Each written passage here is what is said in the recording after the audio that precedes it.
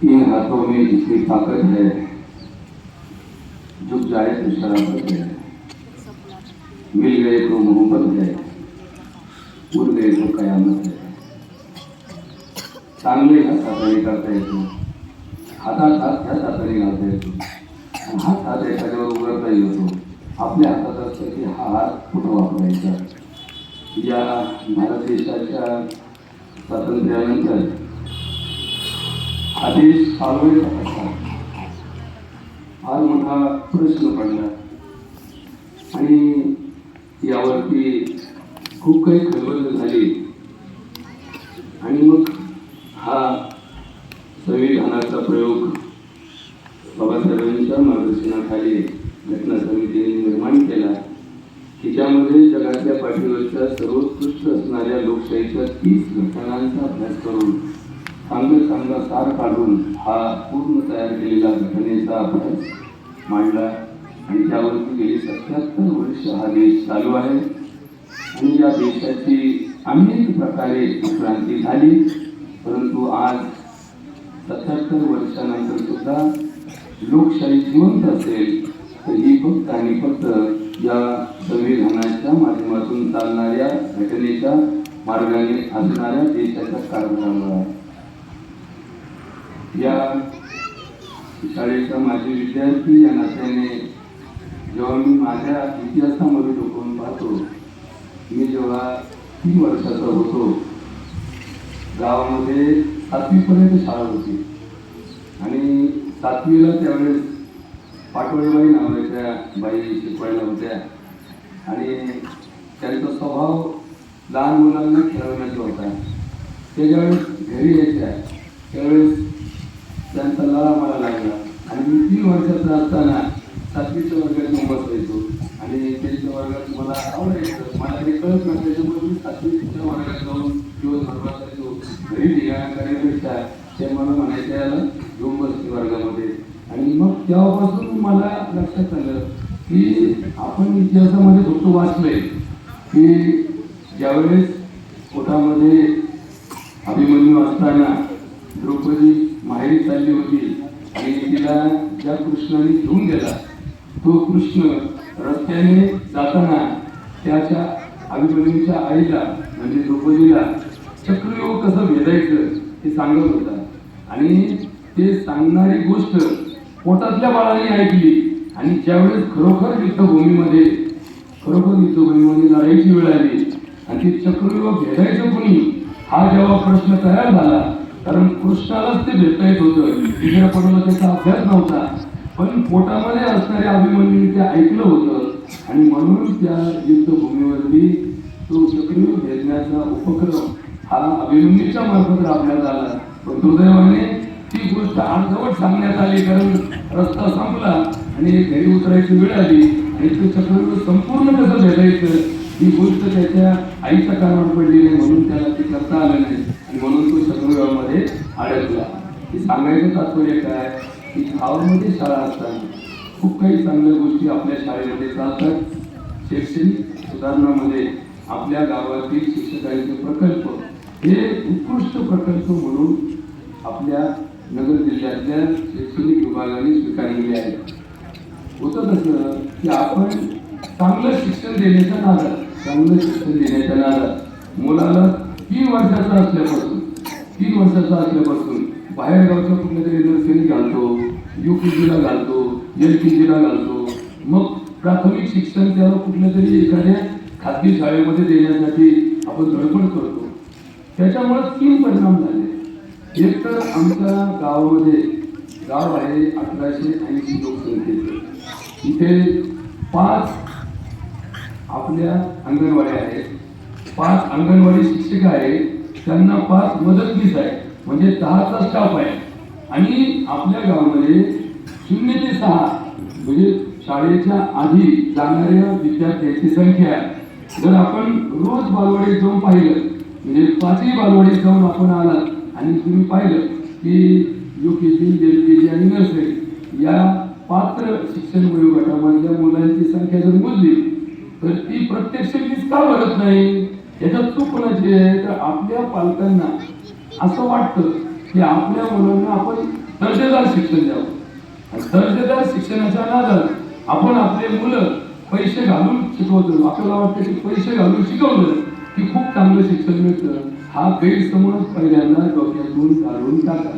कारण आपल्या अंगणवाडीमध्ये रोजी तुम्हाला सत्य माहीत नसेल, आपल्या अंगणवाडीमध्ये असणारे मदतनीस त्या एम.एड झालेले आहेत, बी.एड झालेले आहेत, जी.एड झालेले आहेत, ग्रॅज्युएट झालेले आहेत.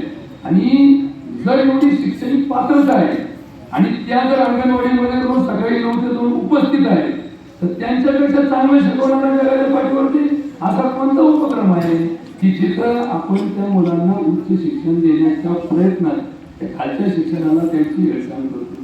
बाहेर गावात गेलेली मुलं, त्यांना जायला 1 तास लागतो, यायला 1 तास लागतो. ही लहान लहान मुलं थांबतात, थकून जातात. त्यांना शाळेत जाईपर्यंत त्यांची निम्मी ऊर्जा संपून जाते आणि मग तिथून आल्यानंतर मुलं झोपतात, दमतात, चिडचिड करतात. प्रवासामध्ये रिस्क असतात, प्रवासामध्ये गाडीमध्ये जाताना अपघाताच्या भीती असतात. तिथे गेल्यानंतर सुद्धा सगळे धोके वाढत जातात. इथं गाव सुरक्षित आहे. या बिचाऱ्या काहीच्या काही अंगणवाडी शिक्षिका अत्यंत प्रामाणिकपणे काम करतात आणि त्यांना थोडी संधी दिली की त्यांच्या बालवाडीत विद्यार्थी यायला लागले की आपोआप तिथून ते ट्रान्सफर होतील आपल्या मराठी शाळेमध्ये. हे दिसतं छान छान चित्र तुम्हाला.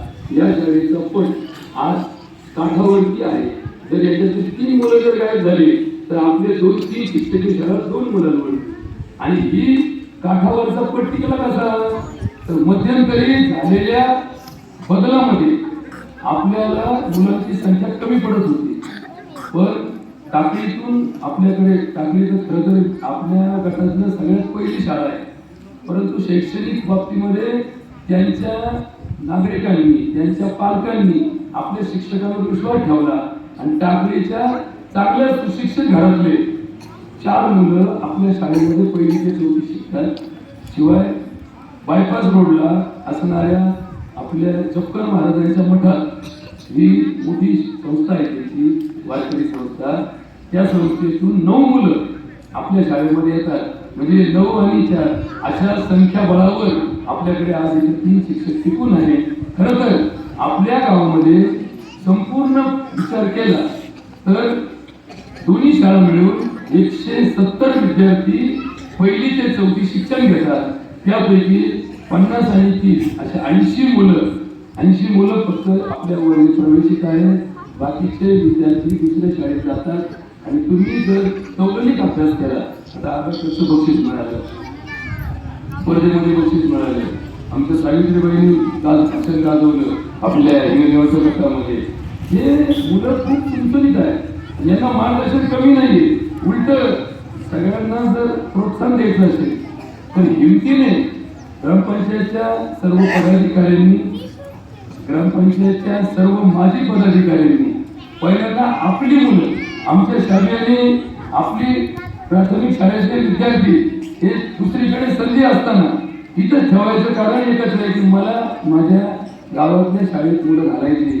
आणि पूर्ण लक्ष देऊन केली म्हणजे अभिमान वाटतो. आमच्या नवनाथ वाळकेंनी सुद्धा गावच्या ग्रामपंचायत अधिकारी पदाधिकारी या नात्याने आपले पारले दुसऱ्या शाळेतून काढून या शाळेत घातले आणि त्याच्या लक्षात आलं की इथे सुधारणा बऱ्यापैकी मुलांची व शैक्षणिक प्रगती होत आहे.